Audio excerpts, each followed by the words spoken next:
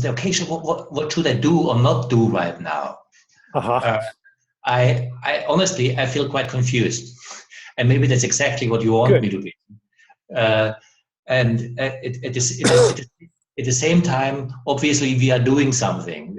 I mean, at least we are here on this video setting and having a conversation. And we are, I guess, agreeing that we do want change. And what I do appreciate is that this uncomfortable feeling that I really don't know what you want me to do or not to do leaves me in a spot um, where I try to kind of figure out. So we are here. We set up this conversation. We started to talk about change, but how to do this without knowing and without not knowing, and still not just basically staring into each other's eyes, although they could be also great for some time. Yeah. So where to go from here? Okay. So there's one universal principle of radical activism that I will offer you, which is to enter any situation where you feel called to be an agent of change with the intention of understanding what it is like to be you. So if you're entering a situation of,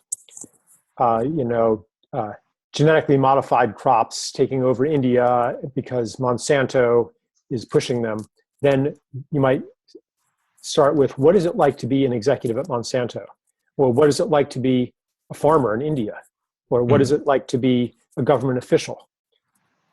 If you're entering maybe a one-on-one healing situation or a conflict of some sort, what is it like to be that person?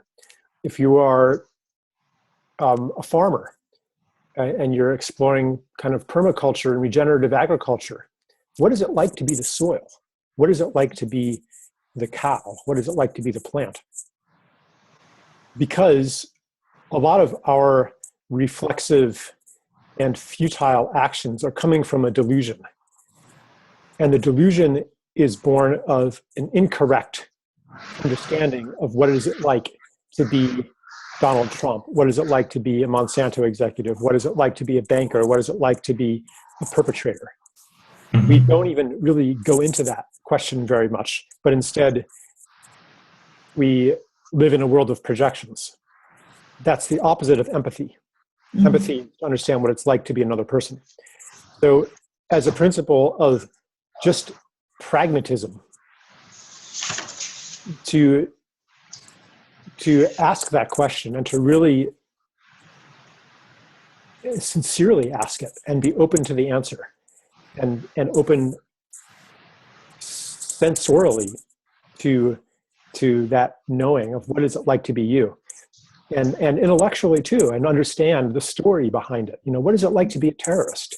Why are they actually doing that? The answer that we get in the media here is that they're bad. They're fundamentalists. They got some bad idea. And as long as we believe that, then the solution from that perception is obvious. You bomb them, you drone them because they're bad. You got to stop them. You got to surveil them. You got to, right? And then because we're acting from unreality, from an inaccurate perception of reality, nothing is going to change. And in fact, the story that we're operating from is going to perpetuate itself. So because we are so trapped in our stories as a civilization, that's why I'm talking about not doing anything. It's not a universal principle. The universal principle is compassion, is empathy. And from that, once you perceive, see, this is a relearning, an unlearning and a relearning of how to see, of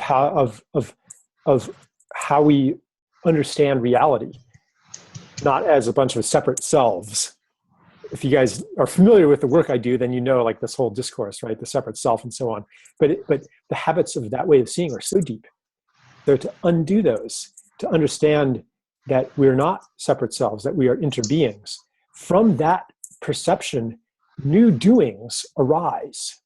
And I'm not saying don't do those, but and I'm actually even oversimplifying the whole thing, because it's not, a linear process necessarily, where now it's time to be in the space between stories. Now it's time to be in the unknowing. And now I'm done with that. And, it's much more fractal than that, but still, if you want like a principle, something to do, then I would say, to practice the empathic way of relating to the world. At least you'll be in reality then, and you can be an effective agent of change, not going to war against enemies that you manufacture through your conditional narratives.